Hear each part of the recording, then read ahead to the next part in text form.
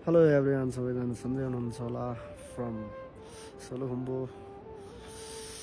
त्यही हो, साथीभाइहरू पनि सबै गइसक्यो होइन, एक्लै छ। एक्लै कस्तो खल्लो भइरहेछ, एक्लै हुने रहेछ होइन। त्यही त हो नि, जति झगडा गरे नि, जति बाजे भने साथी बिना चाहिँ अलि साथी भने साथी हुने रहेछ। किनभने आज महसुस गर्दैछु होइन, कस्तो खल्लो खल्लो हुने रहेछ। त्यही भएर जति झगडा गरे नि, जति बाजे भने, जति रिसायो भने साथी भने साथी हुन्छ। अफ सिजन लागिसक्यो, सबै झोला बोकेर घरतिर गइसक्यो।